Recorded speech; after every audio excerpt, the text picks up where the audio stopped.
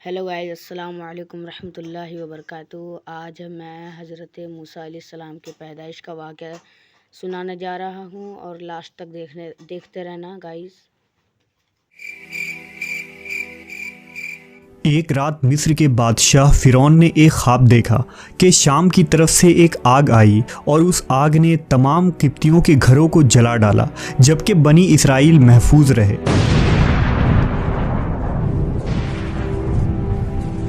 دہشت کے عالم میں بیدار ہونے کے بعد فرعون نے تمام کاہنوں اور نجومیوں کو جمع کر کے اپنا خواب بیان کیا۔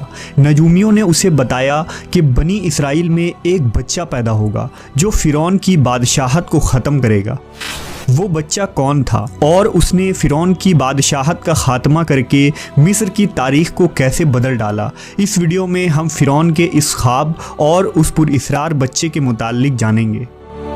فرعون خدائی کا دعوے دار اور بڑا ظالم و جابر بادشاہ تھا۔ اس نے بنی اسرائیل کو اپنا غلام بنا رکھا تھا، حالانکہ وہ حضرت یوسف علیہ السلام کے زمانے سے وہاں رہا کرتے تھے۔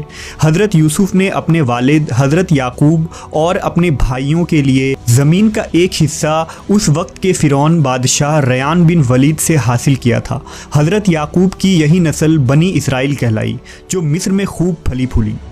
یہ لوگ حضرت یعقوب کے دین کے پیروکار تھے، لہٰذا اس وقت اللہ کے نزدیک یہ سب سے بہترین جماعت تھی۔ انہوں نے فرعون کو سجدہ کرنے اور اسے اپنا رب ماننے سے انکار کر دیا تھا۔ اسی وجہ سے بادشاہ اور اس کے حواری ان پر ظلم و ستم کے پہاڑ ڈھاتے اور ان سے گھٹیا کام کرواتے تھے۔ فرعون نے جب اپنا خواب کاہنوں اور نجومیوں کو بتایا تو انہوں نے اس کی تعبیر یہ بتائی کہ بنی اسرائیل میں ایک بچہ پیدا ہوگا اور اس کے ہاتھوں اہل مصر کی ہلاکت ہوگی۔ بنی اسرائیل کے یہاں بھی شروع سے ہی یہی بات مشہور تھی، لہٰذا اس خواب کے بعد وہ مزید فکر مند ہو گیا اور اس نے حکم جاری کر دیا کہ بنی اسرائیل میں پیدا ہونے والے تمام لڑکے قتل کر دیے جائیں۔ اس حکم کے مطابق فرعون کے حواری اور اس کے سپاہیوں نے ہر ممکن قدم اٹھایا تاکہ کوئی بھی نومولود لڑکا زندہ نہ بچ پائے، لیکن اللہ کے فیصلے اٹل ہوتے ہیں۔ دیکھتے ہی دیکھتے بنی اسرائیل کے ہزاروں نومولود بچے ذبح کر دیے گئے۔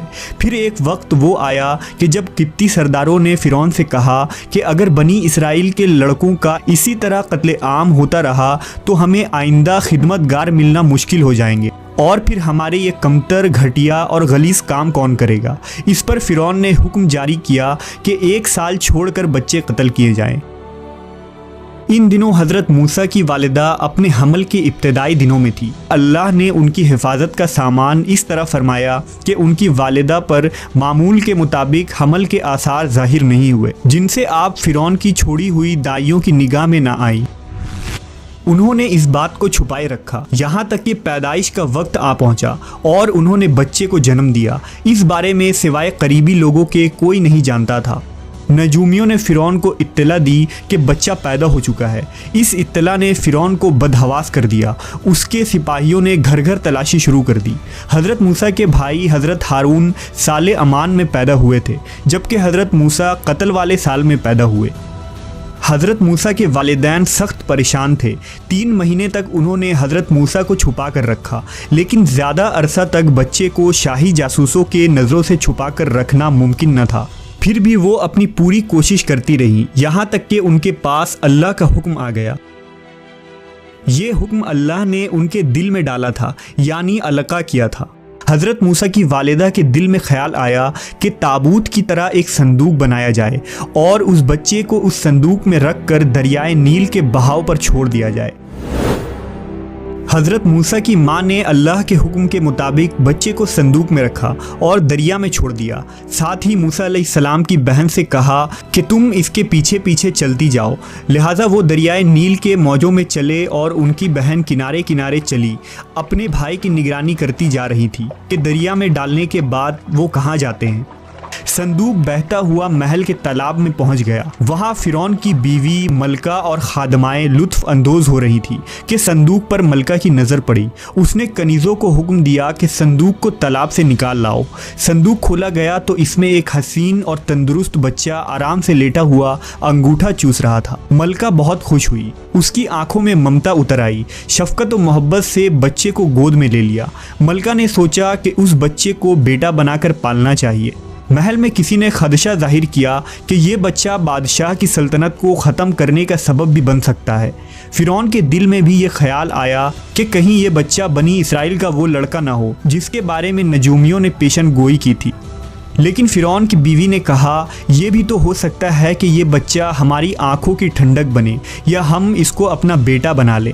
اس پر فرعون نے کہا یہ صرف تیری آنکھ کی ٹھنڈک ہے، میری نہیں۔ میں نہیں چاہتا بنی اسرائیل کا کوئی بچہ میری نگرانی میں پلے، لہٰذا یہ صرف تیری ہی آنکھوں کی ٹھنڈک ہے۔ حضرت ابن عباس فرماتے ہیں کہ اگر فرعون یہ بات کہہ دیتا کہ یہ میری بھی آنکھوں کی ٹھنڈک ہے تو اللہ تعالیٰ اسے ہدایت دے دیتا، لیکن اس نے یہ کہا کہ یہ صرف تیری آنکھوں کی ٹھنڈک ہے۔ ملکہ نے اس بچے کا نام موسیٰ رکھا، جس کے معنی ہیں وہ شخص جو پانی سے نکالا گیا ہو۔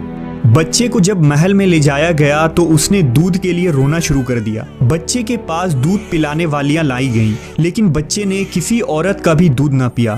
جو عورت بھی آپ کو دودھ پلانے کی کوشش کرتی ناکام ہو جاتی۔ ادھر موسیٰ علیہ السلام کی بہن دور کھڑی یہ سب دیکھ رہی تھی۔ موسیٰ علیہ السلام کی بہن نے فرعون کی بیوی سے کہا کیا میں تمہیں ایسا گھر نہ بتاؤں جو اس بچے کی تمہارے لیے پرورش کرے اور اس بچے کی خیر خواہ ہو، اس لیے کہ وہ ایک غریب گھرانہ ہے۔ جب انہیں معلوم ہوگا کہ یہ بچہ فرعون کے گھر سے آیا ہے تو انہیں انعام و اکرام ملنے کی امید رہے گی۔ اس گھر میں نیک سیرت خاتون ہے، وہ اس بچے کو بخوشی دودھ پلانا قبول کرے گی۔ فرعون کی بیوی نے کہا چلو ٹھیک ہے، لہٰذا آپ کی بہن انہیں گھر لے کر آئی۔ والدہ محترمہ نے بچے کو دودھ پلایا تو آپ نے فوراً دودھ پینا شروع کر دیا۔ اب چونکہ بچے نے کسی اور کا دودھ پینا قبول نہیں کیا تھا، اس لیے وہ خود بچے کو لے کر آتے تھے۔ اس طرح موسیٰ علیہ السلام کی والدہ کا بے حد احترام ہونے لگا۔ اس طرح حضرت موسیٰ علیہ السلام شاہی محل میں پرورش پا کر جوان ہو گئے اور پورے توانا ہو گئے، لہٰذا اللہ نے آپ کو نبوت کے منصب پر فائز کیا۔ آپ نے بنی اسرائیل کو فرعون سے آزادی دلائی اور مصر سے نکل گئے۔ فرعون بنی اسرائیل کو ختم کرنے کے لیے لشکر لے کر روانہ ہوا۔ جب بنی اسرائیل بحر احمر کے قریب پہنچے تو اللہ نے ان کے لیے دریا کے بیچ سے راستہ کھول دیا۔ یہ وہی موقع تھا جب فرعون کا وہ خواب پورا ہونے والا تھا اور اس کی بادشاہت اور لاؤ لشکر تباہ و برباد ہونے والی تھی۔ بنی اسرائیل تو سمندر کے پار چلے گئے، مگر جب فرعون اپنے لشکر سمیت ان کے پیچھے آیا تو سمندر کا یہ راستہ بند ہو گیا اور وہ اپنے لشکر سمیت اس سمندر میں غرق ہو گیا۔